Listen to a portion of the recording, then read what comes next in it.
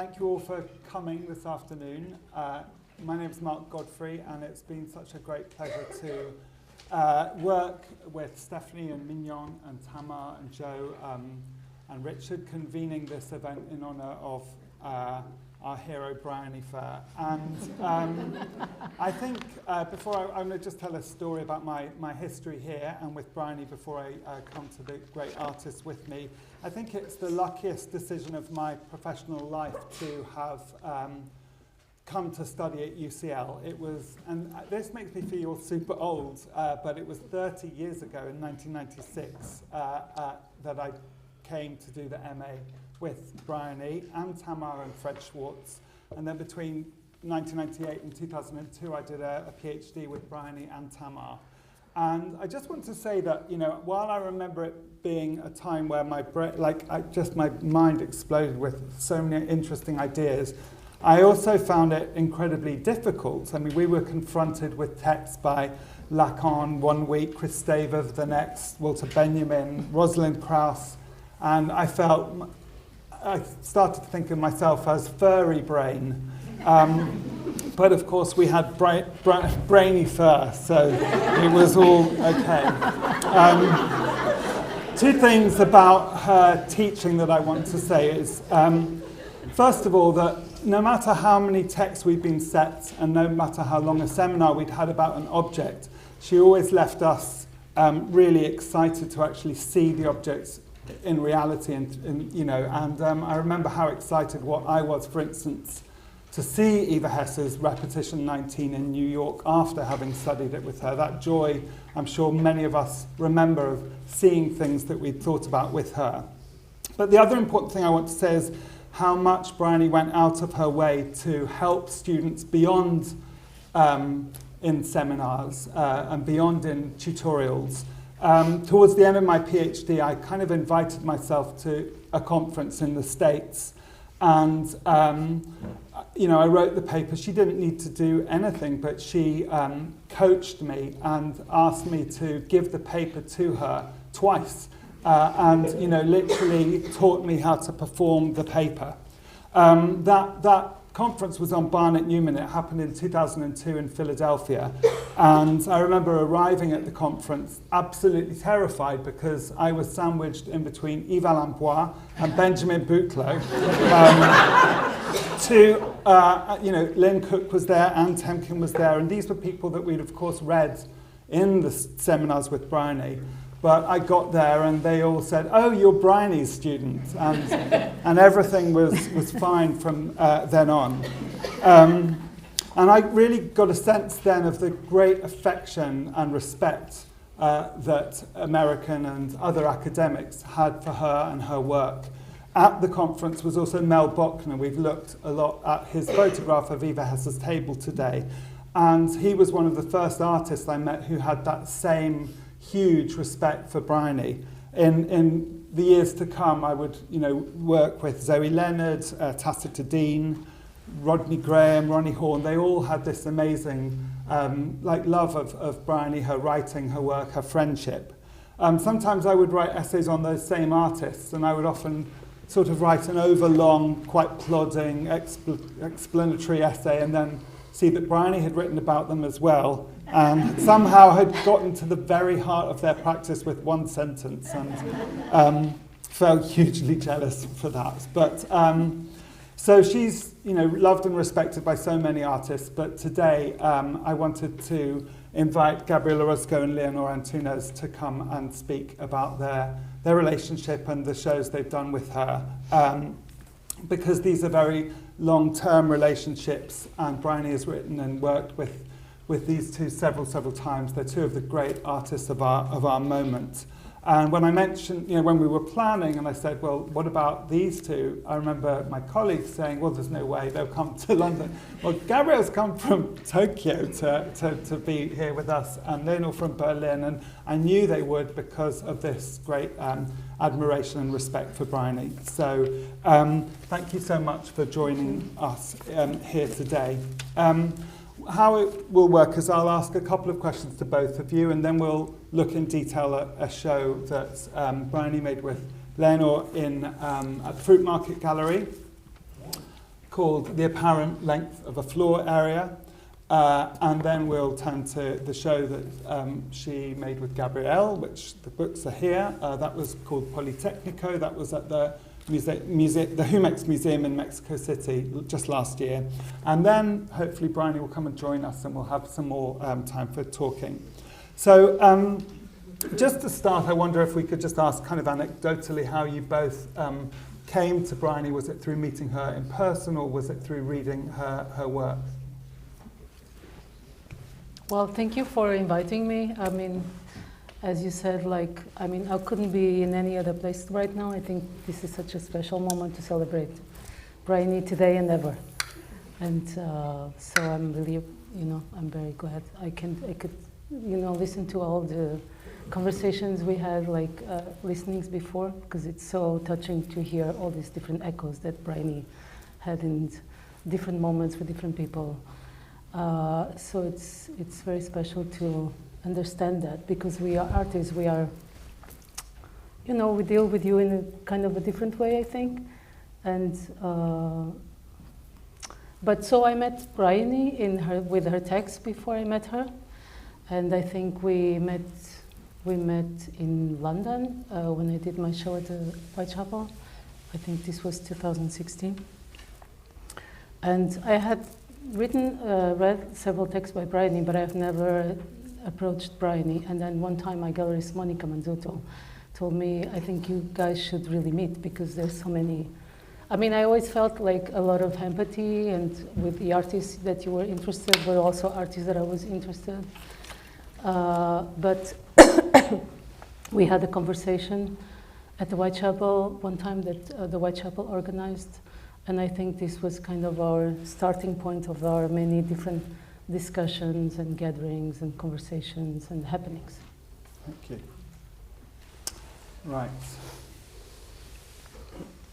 Well, thank you. Yes, Mark, congratulations. Thank you, everybody, for the invitation. And it's the first time I have seen this format in my long career, but it's really working really well. I think it's a lovely practice, wonderful. I feel it like it's a conversation with you, with Briony, of course, and everybody. So let's keep it going. Thank you for the invitation. I met Briony in around 2002 through Benjamin Buchloh. And I remember this because before, when I was doing some shows, I have worked with quite very good writers, scholars. I remember in the 90s working with Jean Fisher and Guy Brett, and coming to London, France, also working with very good writers in France and in New York. So I remember at some point I asked Benjamin, I think I'm doing these very strange works, and I need somebody who is brilliant, is intelligent, and is fresh. Not that you are old, Benjamin, but I need another point of view. I need someone that can come and look at things in a fresh way. And he mentioned Briony right away. He says, I remember very well, he's a little young, but she's brilliant. And then through Benjamin Buchloh, I met with Briony. We talked right away. It was very clear. And that was for my Serpentine show in 2002. That was the first essay she wrote for me, for the show. And it was about the first time that I showed the samurai tree paintings. So that was the work I was wanted to show in the Serpentine. It was a bit shocking for many people because I have been working with sculpture, installations, photography, and then suddenly I decided to show these paintings, and I knew it was going to be polemical, misunderstood, and it was. But Briony tried, and she did very good in that approach to this new work. And I think since then, we have elaborated a really nice conversation, ongoing friendship and collaboration in many other works. But that's the way we met for the first time, 2002, I think. That was the book is this book here, Serpentine Gallery Show. Thank you. I think many people have sort of expressed this today, but just to put it in a kind of simple way, Briony tends not to write about work so much as to think with it. And she, so that means in an essay, she's not necessarily going to lay out a narrative or place the work within a kind of strict context, but to think alongside it and use it as a thought, to trigger a thought experiment.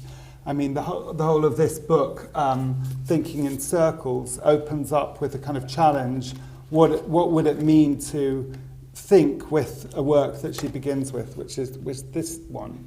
And I just want to ask what that has meant for you as artists to think with a writer. Is this something that you see simply when you read her text, or does it involve conversations prior to writing that she's done, studio visits and so on? I start? Yeah.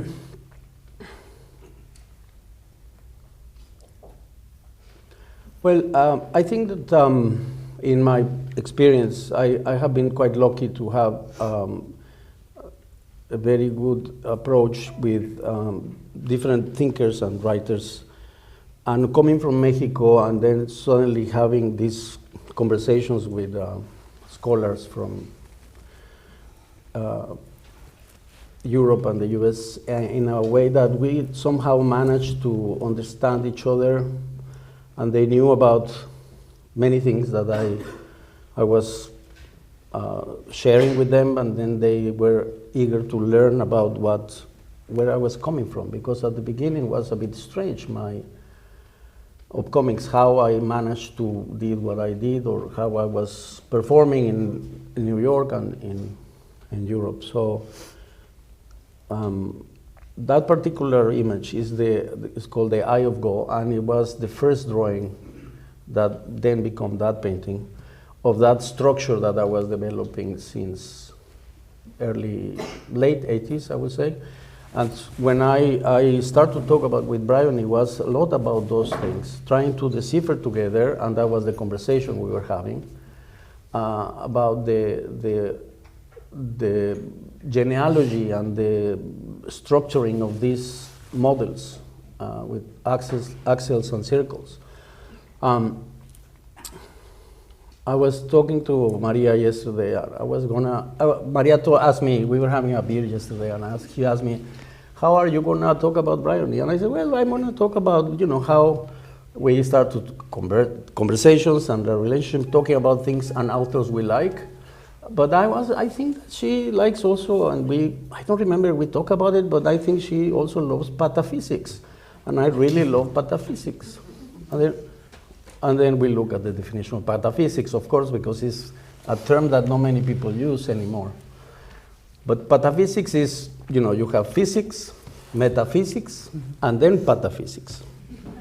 And these works, the samurai trees, the dithyrambicos, all these structures, they have to do with a research that is not just geometric or physical, but it can be metaphysical in terms of geometric, philosophical explorations about nature and about phenomena and about the planets, but then also becomes something that is ridiculous, is useless, but exists, and it starts to behave in reality how art behaves in reality.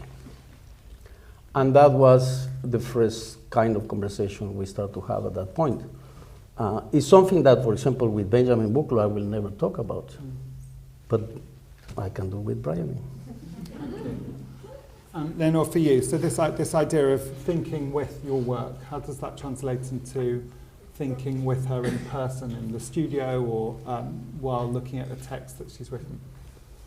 Well, I think my practice is a little bit sometimes awkward in many ways, because the work happens in the studio, but it also happens a lot in the spaces that I visit to do research, and it happens in the physical space of the exhibition. So for me, exhibitions are testing places where the work really happens. It's in the exhibition. And also in the workshops where I'm working, not every work I do myself, I also do a few sculptures in specific workshops. This is another conversation. So a lot of the discussions I had with Briony are in the space of the exhibition, and thinking about things can happen. And I think, you know, among other people that I've collaborated with, I also been very fortunate to work with amazing writers, etc., and amazing thinkers. But I think, you know, Briony has this capacity. I say this often, but I'm going to repeat myself again. She has this capacity of dismantling objects and put them back, you know, like she really sees the objects in detail, like we talked about detail before, but it's this capacity of really putting up the sculpture, disintegrating the sculpture, and then putting it back to place, and then creating these myriads of thoughts and spaces, interspaces that happen, and stories that happen with it. So the conversations we have, and I hope we will have many more, and will continue. It really happens mostly in the spaces of the exhibition, not in the studio. Because in the studio there are many different ways of working. I also work with people that help me or do a lot of research outside the studio. So it's Thank you. Last question for the two of you, then I'll come to the fruit market show.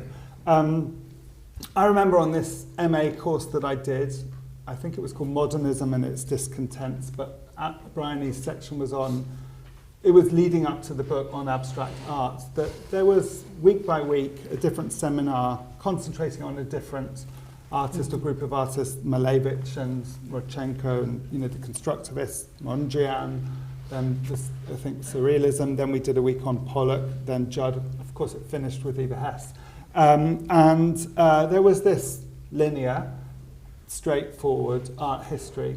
And I think clearly the way art history works within your thinking and your practices is never linear.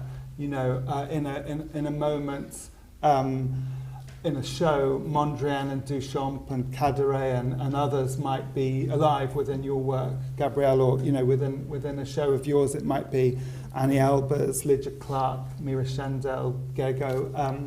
And I wonder if you could say something about what it's like, and I think Briony's, you know, I don't think she would teach a course now as a result of working with artists like you that had that linear structure. She certainly doesn't write like that anymore. And I wondered just if you could say something about that experience you've had of working with someone who shares the same passions and interests in many of the artists that you use. And I mean, Briony wrote about your use of these artists as much as materials as leather and rubber and brass. So yes, the question is what your experience has been conversing with Briony about other artists and art history. Do you want to say? Should I go? Yeah.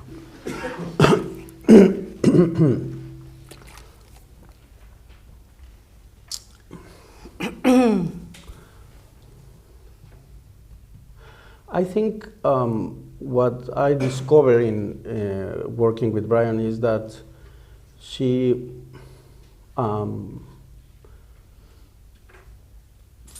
find inspiring to work with me and my work, because probably at that time she was in a moment that was important in her life for changing the view in terms of time, life, history, and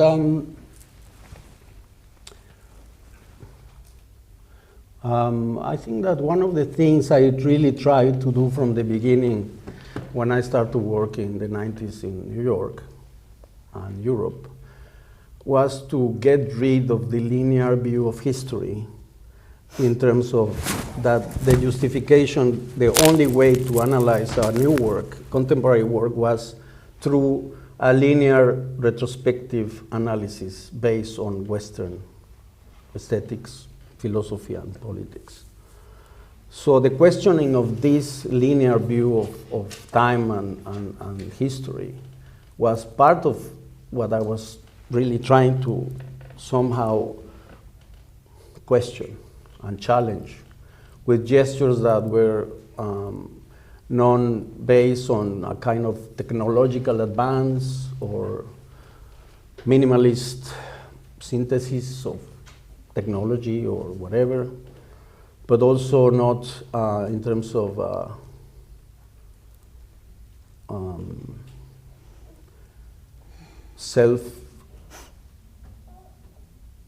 justification in terms of history, like trying to make a trajectory that everything fits together to understand what is avant-garde, what is not, what is retrograde, what is old, what is new, what is good and what is bad, you know. So I think that was very important that by 2002, when even I was returning to painting, which I was not doing that, I was just exploring a new possibility for geometry into the bidimensional, using different materials.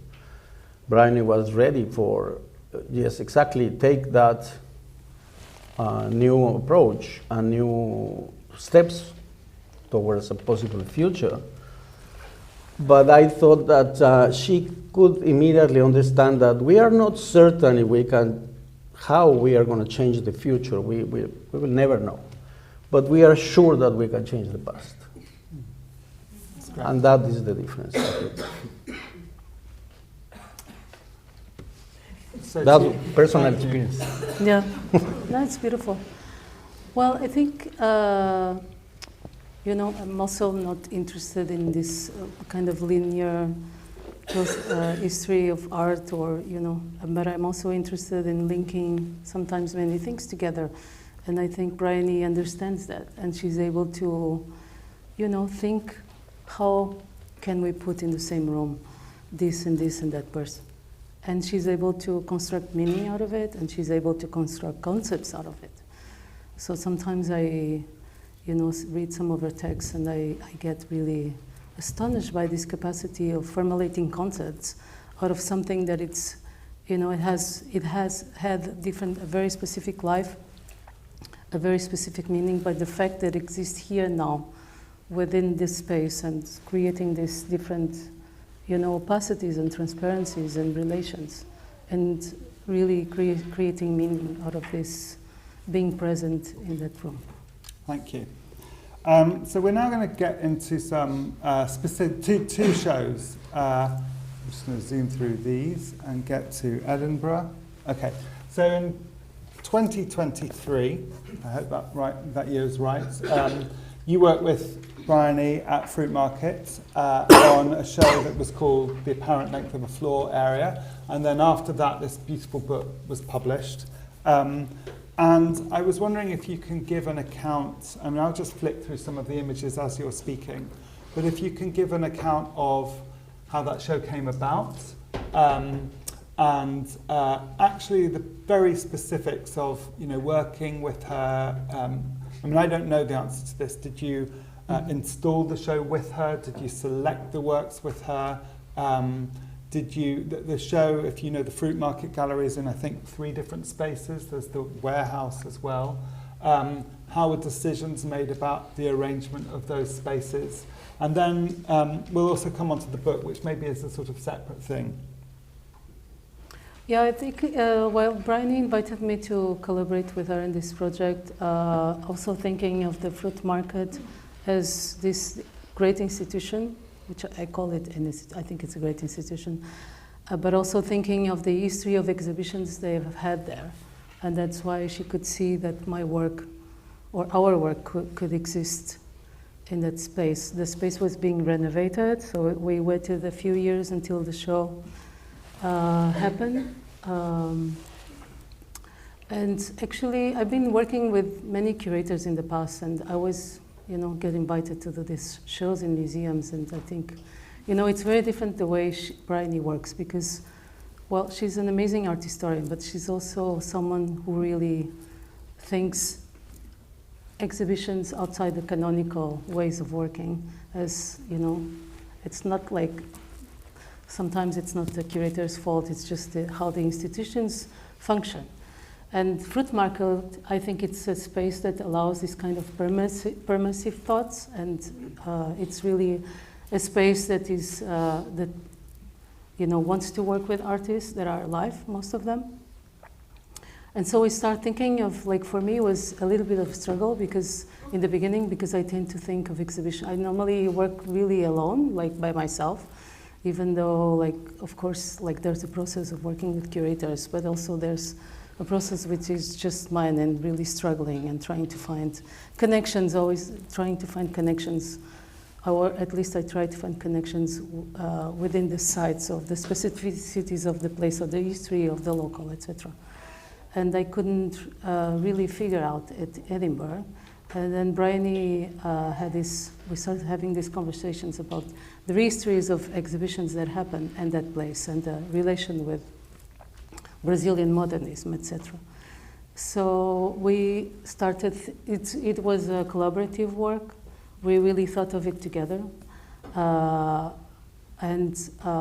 I've shown a series of different works that I've exhibited, not in the UK, none of these works were exhibited here. There were some new works, but a lot of the works were existing. And I thought it will be interesting, or we thought about it will be interesting to have like a common ground, let's say, a common ground in the very physical sense of the word, having a piece that is made of cork, it's a floor piece, that kind of could have set the instructions for how things could happen in this space. And so the show is divided in 3 parts. There was a floor piece which was based on a rug by Marion Pepler, who was a designer from the UK, very close friends with Sadie Spite and Leslie Martin, who were architects and really promoted her work. So the floor was a kind of like setting for all these things to happen.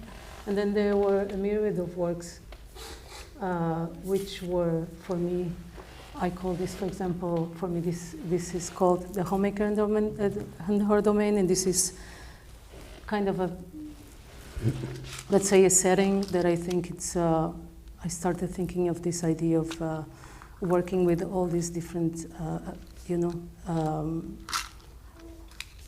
different researchers that I've done in the past and how to collect, some characters together. So I call them kind of libraries. So they have like this, the structure or the mother sculpture where a lot of things are hanging from there, which are based on very specific histories or schools or Bauhaus and Black Mountain.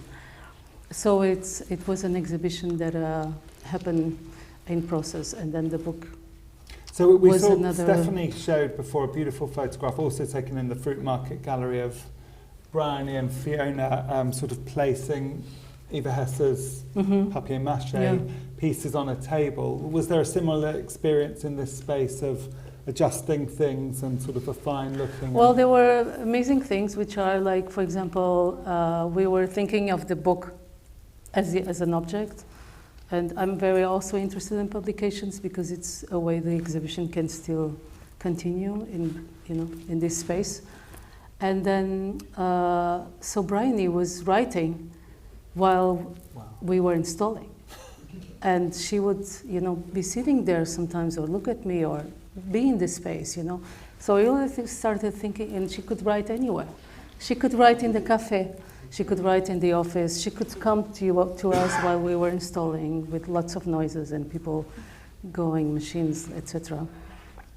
So I really thought maybe her space is not so different from mine, where, I think writing is also, in her case, is also, writing in space and writing there in the location where the work is being, conceptualized, but also constructed. And for me, this was like, I think it's an extraordinary capacity. It's like writing is like breathing for her, like she can write it's just easy for her, So the book easy. It's amazing. The book itself has these 3 sort of chapters to it. Chapter 1 is called Stand-in Props Parts. But the chapter 2 is between a rug and a floor, and chapter 3 is tumbling down, threading through. It's such a, and I would, No. I will destroy it if I try and I describe know. what's in each of these. It's such a And the beautiful piece language, of writing. yeah. But did she show you these texts before, or did you I was always asking, but no, I was always asking Briony, and she would say, I'm on it, you know, like, and I will always be like so amazed by this capacity of like, you know, producing knowledge in the space where the work is being, you know, but also thinking of the object of the book, like trying to imagine with the papers, like the tactility, because she talks, Briony amazingly talks about tactility and the fragility of the objects, but also how these things happen, and the papers, the tactility, the thickness, the colors. We try to match the colors of the papers to some of the works that I have made with natural leather. It's not natural leather, it's kind of pineapple leather. It's not animal, it's vegetal. And so we try to mimic this kind of colors and the engravings of the book matching the patterns of the floor. Yeah. And you know, it's always like for me so beautifully. It's language is something really astonishing. How we, you know, communicate things, but also this capacity. I borrow. I always say I borrow works from other artists and quotes from other artists, but I've been borrowing her titles also in my shows. When I did the Portuguese Pavilion, the title of my exhibition was a quote from one of her amazing texts. But I always ask, can I borrow? So, yeah. Well, thank you. That is the most incredible, beautiful, and vivid description of her writing alongside an artwork or an exhibition, actually, literally alongside it. So, Gabriel, I'm going to come now. I'm just going to show you some of the images of previous show at the Fruit Market Gallery, which was in 2013. And you know, I think we should also pay tribute to Fiona Bradley here, because she's commissioned or worked with Briony three times, maybe more, I'm not sure, but to do these beautiful shows. I think it was our first show together, no, Briony, as a curator. Yeah, so maybe do you want to talk about this, or should we go straight on to... I think it's the beginning of... Okay. I discovered many things from Briony at that time, because before she wrote for a couple of books of shows curated by our other curators. I think 3 of them. And then at some point was her idea to make this show at the Fruit Market with Fiona. And I was very happy, of course. And then she started to do everything, things that normally I do. But she was good, you know, because normally I am very, let's say that I am a little bit, I like to be precise in my exhibition. So normally I am the one who is deciding the works and how to display them, because it's very important when you are, you know, I don't know, there is a sentence, a quote, I don't even remember who says that, but when you are trying to do new work, you also have to deal with how are you going to display it. Because when you are questioning the base, the frame, the structures of whatever it is, of the commodity market or the academic world or the established way of showing art, and you are trying to do objects, and also you are doing work without the studio, so you are trying to work out even out of the studio practice. And Briony, right away, obviously from the beginning, she started to work with me, but she was not doing studio visits. She was doing house visits or walkings in the streets or hanging out with us and Maria. So a lot of my work, she knew that a lot of my work is made in the kitchen table or in the dining table or on top of the laundry machine. And that's how also the first time I show my working tables was in '96 in Zurich Kunsthalle. Because I have all these objects in my shoeboxes in my apartment, in the studio apartment in New York.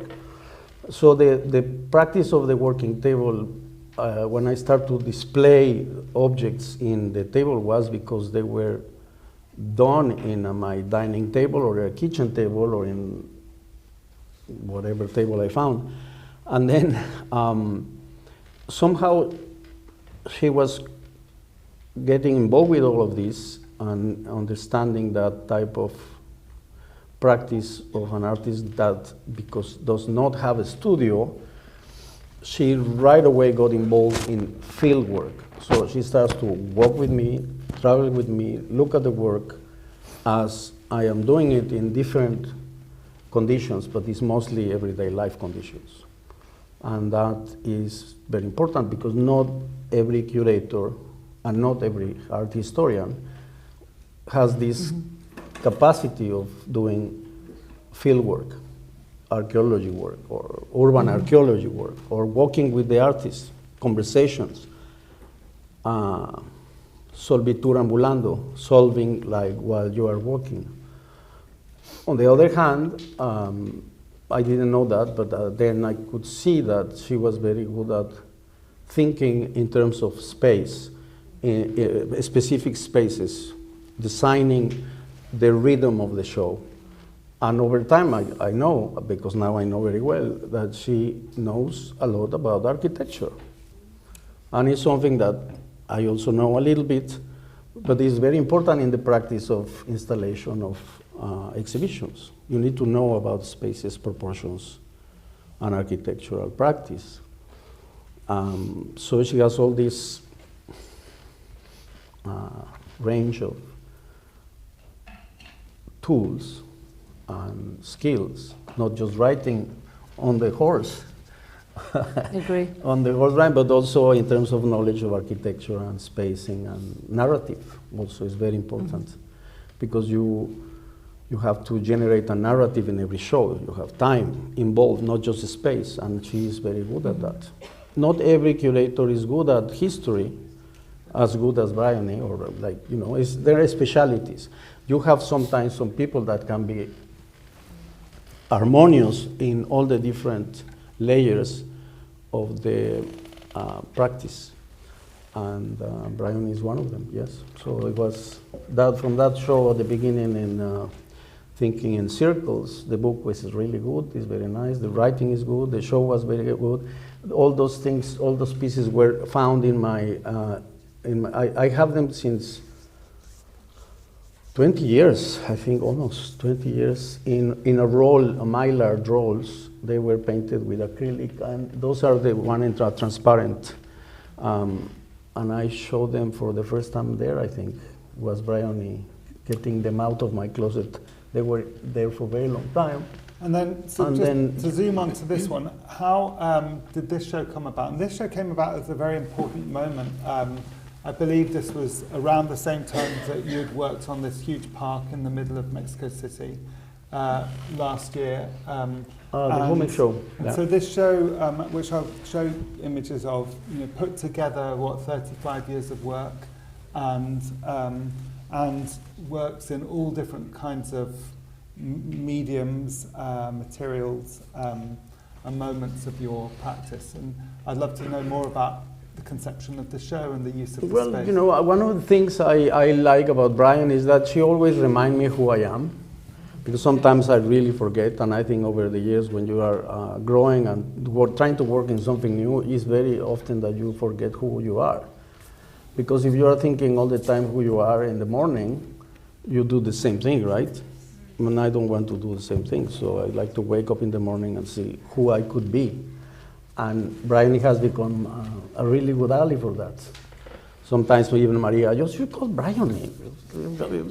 When I don't know what to do, and Maria is a bit tired of me complaining, I call Briony.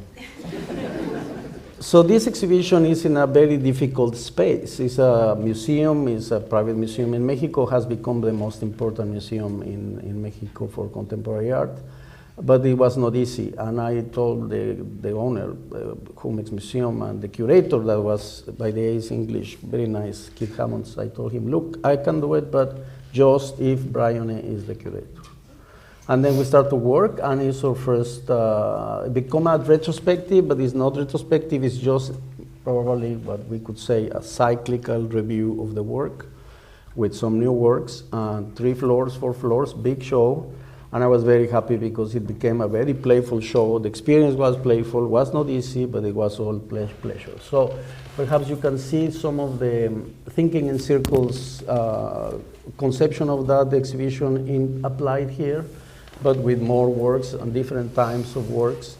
Then also we did a show before, between Thinking in Circles, we also did a show at White Cube in Hong Kong. Was about suicide, the watercolors, and that was another show. And that was good experience also. And then when we came to this one, I think we have already quite a good understanding, and she was very good in designing the space, the dialogue. She makes her models. She started to play like panini stamps, like this and that, and we started to play like a board game, and we are very good at it. Then, yeah, I'm very happy. The practice, the show was really great. It was a big show, but working with Briony was very light. The whole process became really a nice experience. So this is just 1 floor, there are 4 floors, big works. It's also an incredible book, and I'll say something about the book, which is that there are 3 main sections of writing by Briony where, you know, instead of, like if I had been involved, I would probably had a section on sculpture, and a section on photography, and a section on drawing. But of course, Briony is much more creative. There's each section is about the strategies and operations of how you think. So the first is on rotation, and the second's on symmetry, and the third is on time as a sort of operation within the work.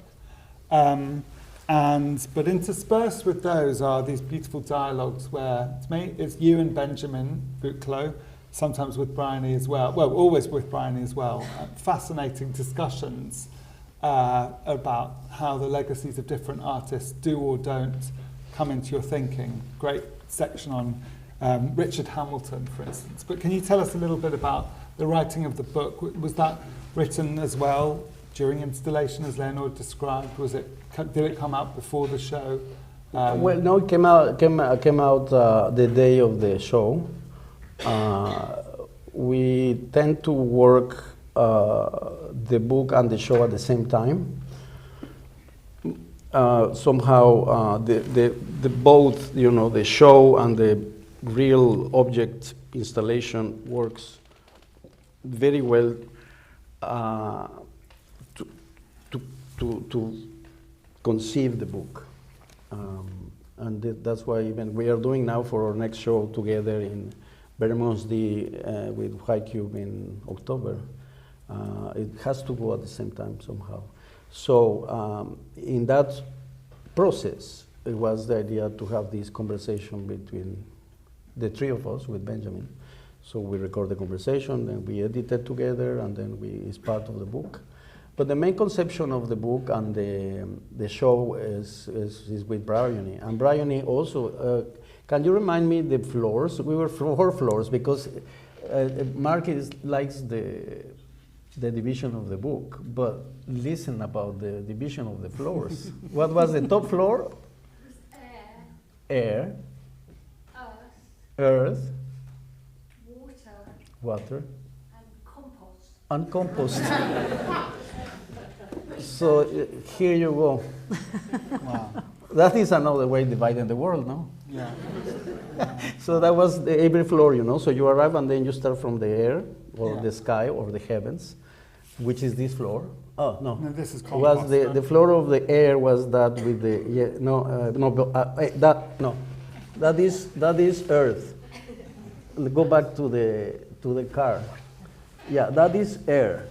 So the boomerangs, you have floating paintings, you have the car, but also like a projectile, you know, you have the floating billiard table with the ball floating around, and you have a sense of floating things. And then the next floor is earth, you know, flowers, trees. And then you have the whale on the water in the marine world.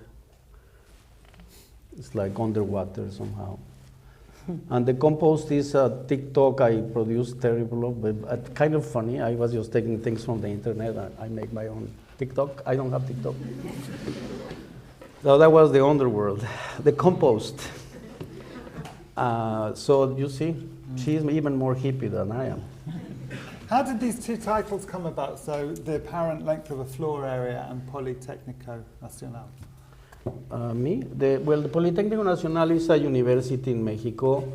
I studied in the Universidad Nacional Autónoma de Mexico in the School of Fine Arts. But there was another university called Politécnico Nacional, it's more for engineers. And it's quite close to this museum. So somehow it was a kind of joke to call myself Politécnico Nacional. You know, it's Polytechnical, because I just thought about it myself. Briony likes the idea, and it was funny for people. It was like, it's like call one show of you doing like UCL. Yeah. And the apparent length of the floor area? That was a quote from, I think, Sadie Spite. She was, as I said, an architect who worked with her husband, Leslie Martin. At that time, I was also doing research for another exhibition I was doing in Lisbon at Gulbenkian, and Gulbenkian is a museum where the original building was done by Leslie Martin. So I was very interested in the figure of Sadie Spite, which was very much obscurated by his presence. And I was reading this publication they did on, it's called The Flat Book, where the two of them, she actually worked a lot on that publication, The Flat Book, where they kind of promote other designers, and like, it's a kind of a mode d'emploi. I don't know how you translate this in English, how to use guide for how to live in those times User's with different, guide. yeah, user's guide, exactly. But also a way of strategizing and thinking about space, and then Briony goes into specificities of locations and touchings and certifications of the rooms. I've got one more question, and then I'm going to invite Briony up. But can you say something about what it's meant to work with someone who isn't a museum curator and isn't sort of institutional minded, and also to work with someone over and over again? These two slides show that this isn't a one-off, but that this is a sort of continued relationship, and I'm sure there'll be other projects. As you described, there'll be one in White Cube later this year, but what's that like, this relationship with someone who's not employed by a museum, who's independent, and also who's going to have this long, sustained conversation?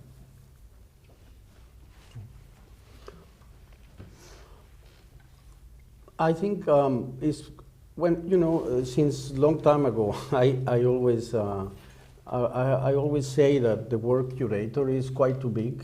It's not, it's very different, the practice of a curator that works in a museum and what in the 90s we call the independent curators, and then you have the institutional curators, and you have the collectors, curators, you have private museum collectors. It's very different practice. So that's one. So I have worked with different curators, different types of curators, and it's very different, the practice in each kind, because it's very specialized. It's not the same to be working with a curator of a private collection or a old museum, like Musée d'Orsay or the curator at the Louvre. It's very different than working with a curator at MoMA, and also things like that. And then you have curators that are more like historians, depends where do you work as a curator, and not, the preparation varies very much. And then you have curators who can write, but others, they are not so good at writing. They are good at interviewing, which is a practice that is good, it's okay, but it's not the same because it's a skill that not everybody has. And then there are curators that, well, in my case, they were curators a bit older than me, and it was very interesting to learn from them. For example, Mendes Burgi is one. He ended up being the director of the Kunstmuseum in Basel, but he did my first show in '96 in Kunsthalle Zurich.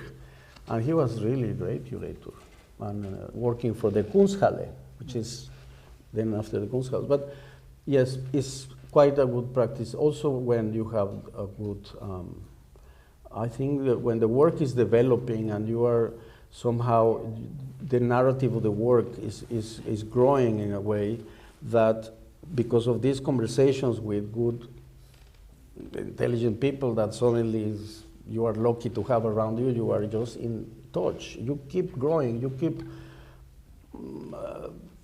experiencing new possibilities, and also checking out the past and transforming what you could from past and present time. And that's why it's a very important relationship, because at the end you grow up with these people, you know, and you keep doing that until the end of your life. It's basically like that. And for you, Leonor, this ongoing relationship? Yeah. Well, I think even though like I've done only one exhibition with Briony, I hope I can do many more. But we've been collaborating in different projects, more like you know, writing for specific books. And I feel like Briony is always a presence I have on my side. She's always there. You know, if I think of a new project, I always think, how is she going to analyze this, and how is she going to extrapolate this, how is she going to put these things together? So it's, for me, it's always like, sometimes I don't want to, if I do a new publication, I don't want to, you know, I don't want to ask Briony again to write, you know. She's tired of me, and she's tired of like writing for my publication. So I try to kind of compensate sometimes, but then I think I can't not live without this. So I'm always intrigued by how she's able to always bring new ways of entering the work, you know. And this, I find it extraordinary. And coming up with concepts like circumstantial constructivism, I think it's, you know, it's extraordinary, this capacity of analyzing, you know so much, but then you're there and you're open to everything is new. And I've been also looking at exhibitions that she's making. 2 months ago, I went to Paris and saw the Sophie Teuber exhibition, which was such a beautiful and mesmerizing show, because, you know, we have seen a lot of Sophie Teuber's work. And, you know, Briony has been really writing so incredibly about it.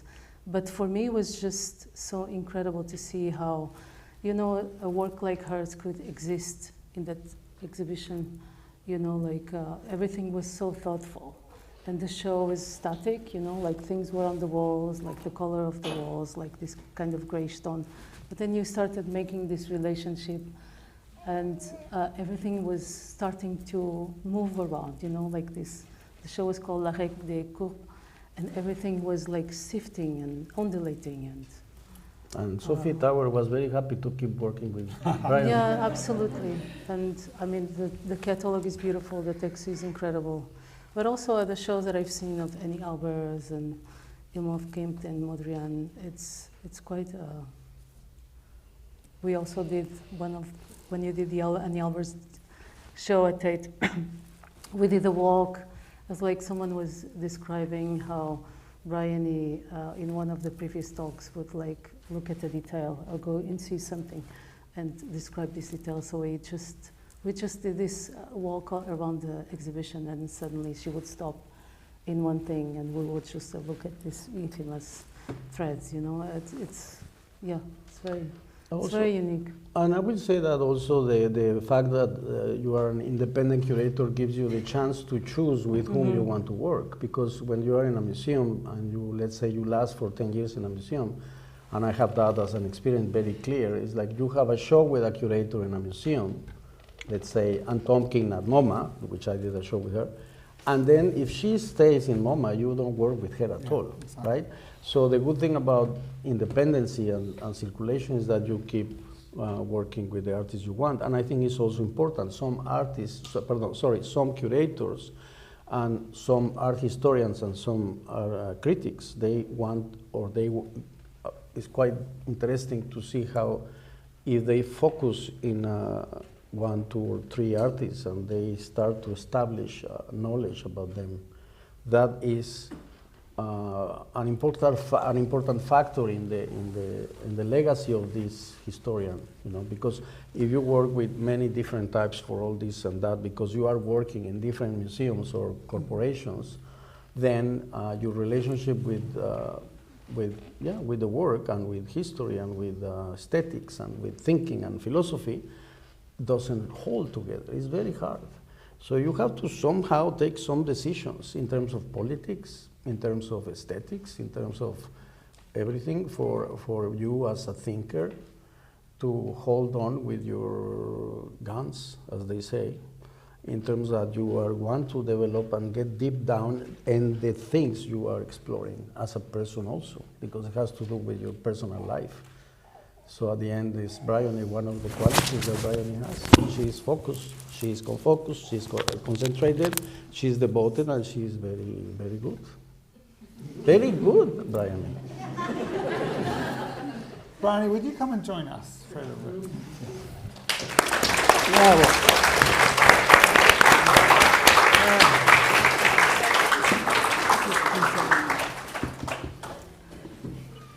Sit at the center of the table. Well, it's great to finally have you with us. And maybe I'll just start by asking the question, which is that, back then when I studied with you 30 years ago, I think it's fair to say that you weren't working as much with living artists as you have been since. And how has that affected your life, as a person, as a writer, as a curator, these relationships? I'm very overwhelmed. I'll try to answer that. Thank you, all of you. I didn't start as a curator. I never thought I would be a curator. I still don't kind of think I'm a curator. But I think artists have been very important to me, always. Some of them are in this room: Susan Morris, David Batchelor, Alison Turnbull. I kind of understood, I think, from quite early on that you couldn't do what you wanted to do unless you could have those kinds of conversations. So there was always a sense in which I always wanted to encourage people like you did and like so many of you did to make those kinds of relationship. But I think it's also a question of making some choices. I mean, one of the nicest things that anybody ever said about anything I'd done was my friend Teresa Gledau, who once said something about something I'd written. She said, what she liked was that I was both inside and outside the work at the same time, and I thought, I want to be that. Because when I started, there were these different alternatives, like you were either artists because it was that theoretical moment, where the great critique of modernism, and there was this horrible sense to me of art history kind of looking down on artists. When really obviously all those even didactic statements are artists figuring out what they're doing, and that idea that artists are thinkers, and it's not simply, it's complicated. But I didn't want to be parasitic either. That was a word that was used a lot about writers or critics, that they simply took the ideas of artists, which they did, and just kind of described it. So, you wanted to be in this, it was a question of distance, what's the proximity? Mm-hmm. Many people would think, I've got too close to artists, but that seems to me my lucky stroke, because in a way, I think I decided I didn't want to be a critic where you had this, there are very good critics out there, you know, this overarching diagnostic view.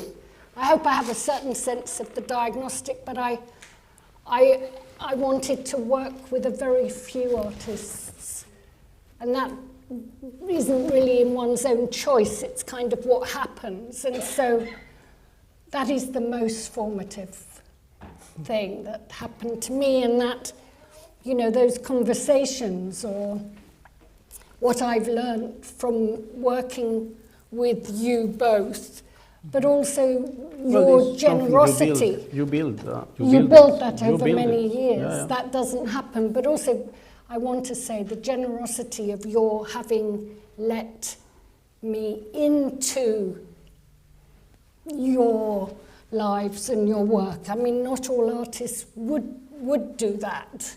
You know, that is, I feel, quite also a rare thing, to be able to have this ongoing conversation. So, you know, I feel that has been the most important. I have learned most from that.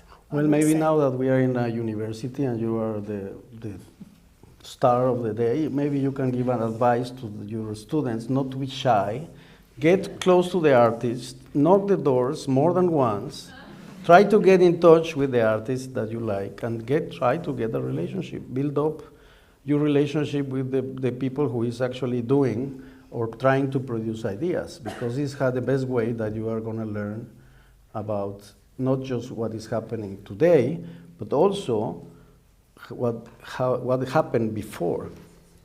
The best way to learn about art history is to talk with the artists, because we have to really analyze and really think about it. I don't know if it's your experience, but I mean, of course, I have learned so much from you and from my conversations with art historians that are so well informed, but the way of a conversation, how you assimilate history and you start to develop your own ideas, is through conversation. Well, I think also there are many art historians in this room that also are kind of disobedient in relation to the received histories, but I think artists have a different way of thinking about those historical figures or, periods, and that's actually that kind of sense of being fairly, if necessary, kind of reckless with the histories or the given histories. That just is so freeing, and that sense of, you certainly introduced me to artists I didn't know. André Caderet, I remember, came straight into the classroom, straight. And Leonor too, these histories of protagonists that have been overlooked, some of which I knew, but many I didn't. And what that meant for artists to work with artists of the past, it's not the same as, it has nothing to do with influence in the way that, we tend to kind of throw that term around, but it's very hard to kind of say quite how. And so I think that has just been, it feels necessary to, like the classroom is a space of relative autonomy and freedom even now, so are these conversations kind of possible to, carve out very different ways of thinking. Mm-hmm. If we can create those kinds of spaces, I think. Yeah. Should we take some questions? So this bit's actually been recorded, so I don't know whether we need the question to use a microphone, but let's assume that we do. And so please raise your hand if you have a question.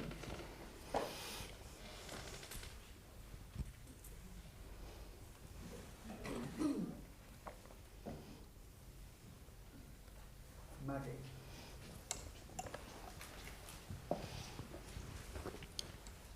I suddenly remembered that I was actually with you, Briony, when you discovered Gabriel's work in the Musée National de la Ville de Paris. You had a top floor show in that exhibition, and Boltanski was in the basement, very dark. I remember you writing away like that. It was days before iPhones, so you had to sort of write everything that you saw. And I was kind of wondering, I didn't ask you then, but obviously something in the work immediately struck you as a sort of fresh thing, because we had no knowledge of your work before then. So anyway, that's What was it? yeah. What was it about the work that? What show was that? The first show I remember was also the Dauphin show, the one in Dering Street. Was that before or after the Musée de l'Art Moderne? I can't even... This was definitely the first time. In Arc, in France? In In Paris. Paris, yeah. Oh yeah, and Boltanski was in the... I didn't put him in the basement. He liked...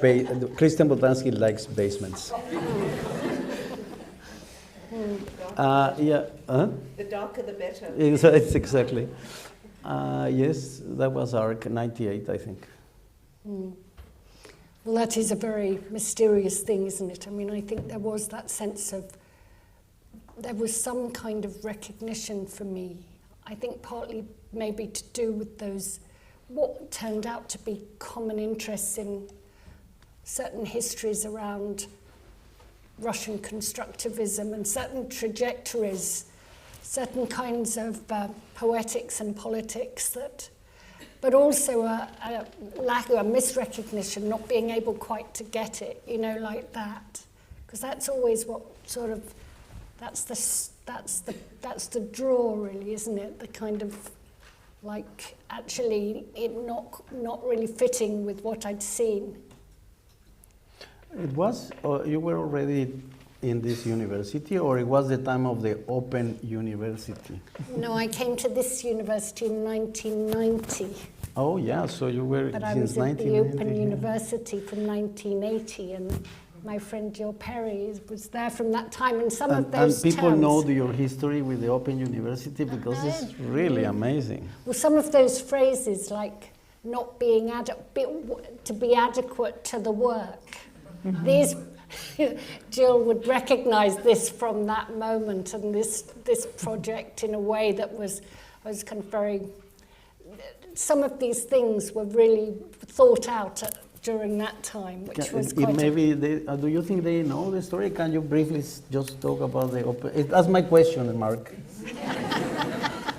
Can you please talk about your Open University days? Well, the Open University was a fantastic institution created by the Labour government in the 1960s for people who were working. So, they did this by evening class.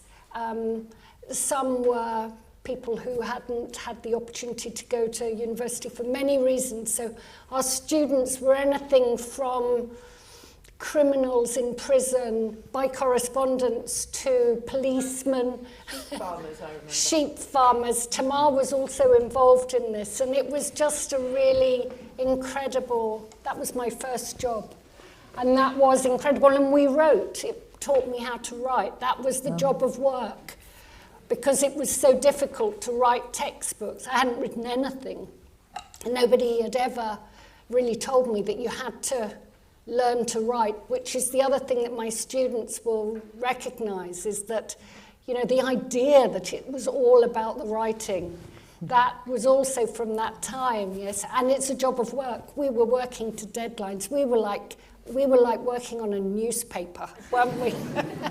And it did mean that you're never late. You're never late. And it was, we had to, but also it was the most rigorous thing where people would destroy you on the, your fellow team. It's collaborative. Yes, that's what it's collaborative. It was called collaboration today. Brutal collaboration. brutal collaboration. These two produced a course, A315, in 1983, which is which was groundbreaking. They should both be very proud of that. Thank you. But do you think that gave you a structure for, yeah? Two really simple questions. I just wanted to know from Briony, if you could describe something more about working in relation to living artists and non-living artists, and your relationship to writing about both. Obviously you have an amazing relationship here, and reciprocal, both in terms of curation and writing about the work. So the second part of my question is to ask if there are any disagreements about the things that were said about your works. That you felt, ultimately, even though you've got this strong relationship, you've had many conversations, are the things that you would not recognise in your work that Briony raised, or that you would disagree with? Sorry, that question was for me, for us? No, I think for you. For the artists or for me? Well, I think for you. The first one is really for you, Briony, about the artists, when you're researching and using your methodology and approaching the work, as you said, from both a very creative standpoint, but also an art historical standpoint, with artists who are alive or artists who you don't have the conversation with, you don't have the opportunity of the conversation with. So just something about how you feel you've navigated that. Artists alive, artists who are not alive, and you can't talk to. And then it was just a quirky little question to ask two artists, whether they would just say something about whether there was anything that they felt that they disagreed with about how you'd interpreted the work and how you'd spoken about it. Well, I guess it's quite a complicated question in a way. It's an interesting question, I think. In some ways, for me, there is no difference because those artists are alive in my head. And I think what I try to do is to find what I feel is the logic of the work. That's often quite a powerfully formal logic. Becomes very coherent to me in my mind. And so, in a way, that's how I would try to have that imaginary conversation, because I think we have those imaginary conversations with the art rather than the artist, and it's very much that focus on the work and what that could mean. And obviously the different possibilities of what that can mean in different contexts. I feel that's a very alive conversation. So what are they, Cézanne's, Gasquet's kind of imaginary conversations with Cézanne. That's kind of a very beautiful idea. But of course, when they're not here, they can't talk back, so. I guess if you are an artist and you work with a curator that you choose or you accept to work with a curator, or an art historian, and you are doing a book or something like that, and you start to disagree, or you start to not understanding what this curator is doing, is because you are dead. There, somehow, right? So it's for sure the conversation with someone who is working with you, and also that understands and has a sense of history, politics, aesthetics, and is working as a collaborator with you, has to be part of the creative process.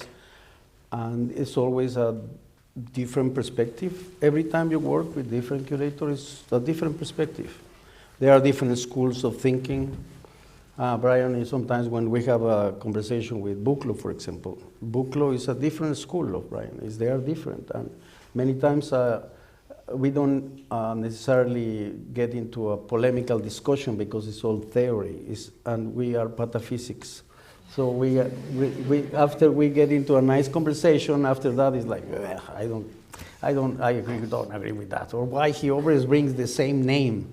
Because, when you get into a kind of discussion about terms like what is new, what is not new, every author and every artist has his favorite references. But sometimes you are a bit tired of listening to the same reference to kind of explain what you are doing today, because that is the perspective of this particular historian.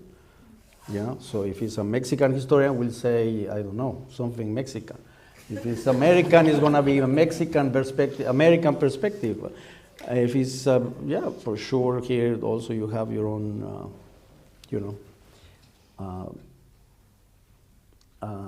ideology, should we say? It's funny, art and ideology has kind of same definition, you know. So yeah. So there's a question right at the back. And then if anyone's got one more question, let me know. Yeah, so there's 2 questions, one and then another one. Thank you. I just wanted to stick with that idea of thinking with circles and also having it seems a very artist-led approach to art history. Whether there were any texts that you'd written or perhaps curricula that you'd put together that recently you've been thinking back to, how you might approach those differently now. Yeah, the question is for Brian or for me? Yeah, sorry, the question's for Brian. Brian.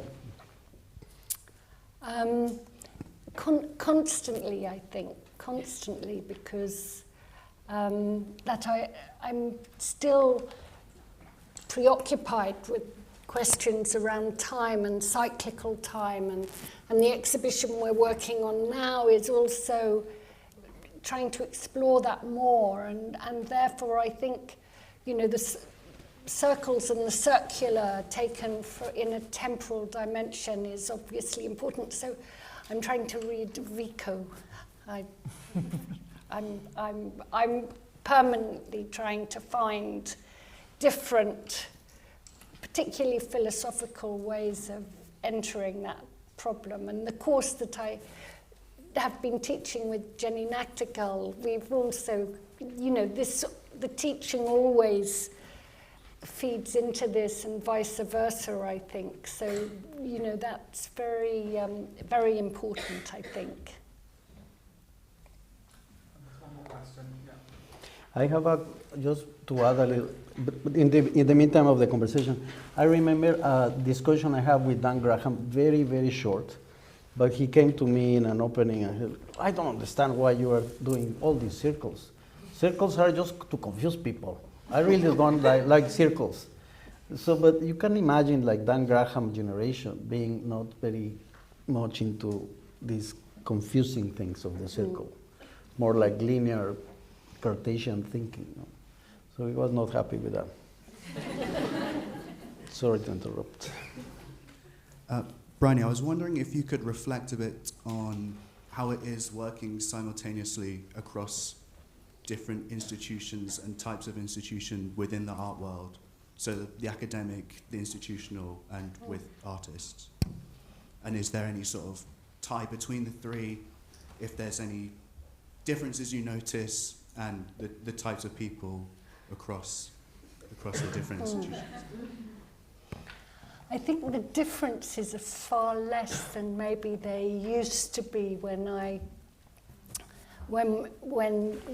we began, in a way, the difference between the museum and the university. I mean, in a way, I think there's much more porosity between them.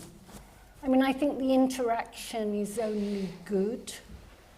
I think institutions are potentially always the problem we have, as well as the luck we have to, particularly my generation, when your university was your platform.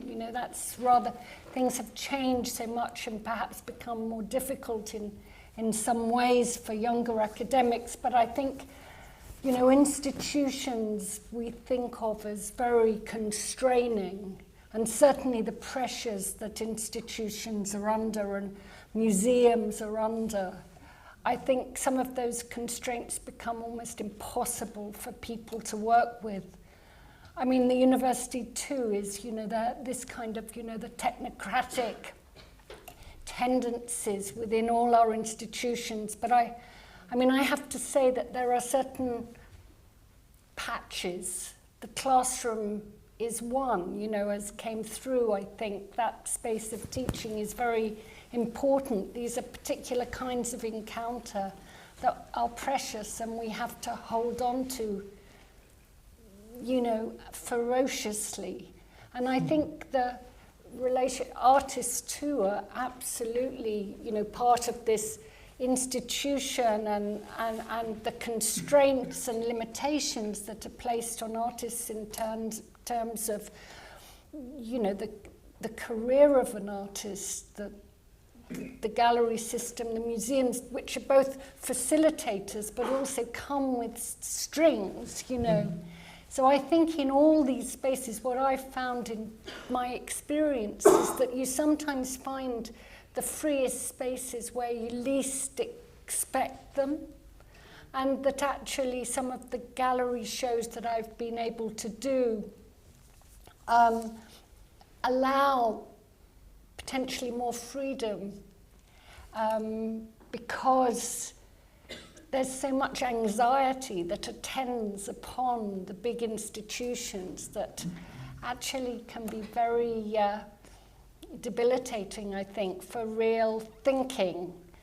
And so I think it's very important to hold on to those kinds of relationships. And I think it's hard to generalize. I'm not talking about all artists, all galleries, all museums, but those where that kind of potential thinking can be found, like in the work of artists, for example, you know, just hold on.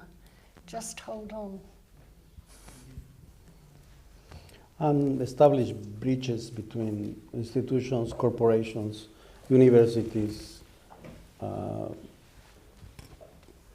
factories, schools of all kinds, and just try to make all these connections to work. Because a curator is also a lubricant. Is what makes all these mechanisms that they not to get stuck in their own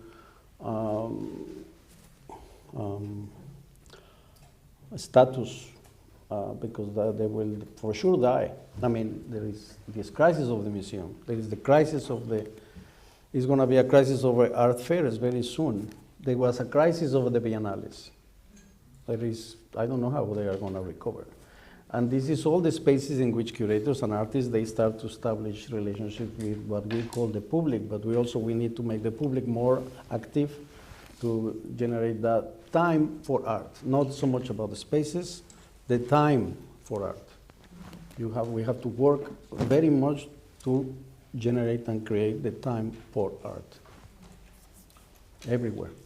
So we're going to wrap up now. Just before handing over to Tamara, I just wanted to say one more thanks to our friends who aren't here today, Jose Curry and Monica Manzuto, people at Curry Manzuto and Malik as well, for supporting this day. But thank you so much to Gabriel and Leonor for coming over to talk with us. Thank you, Mark. Thank you. Thank you.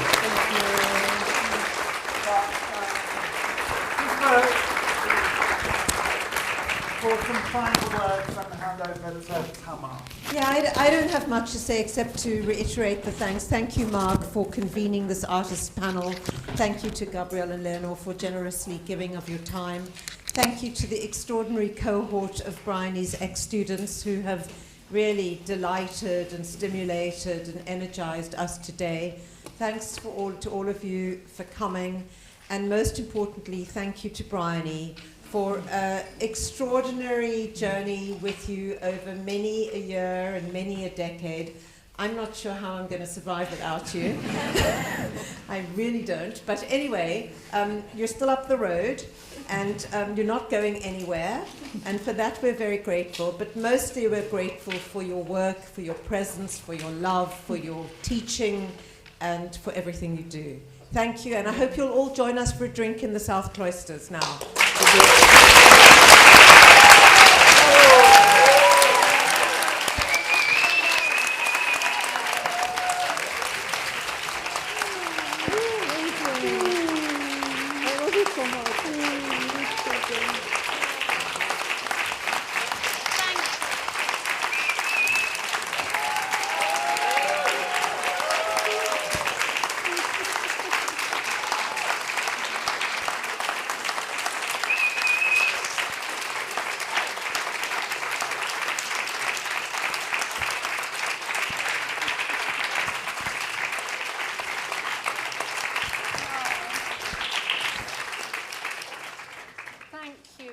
love you more.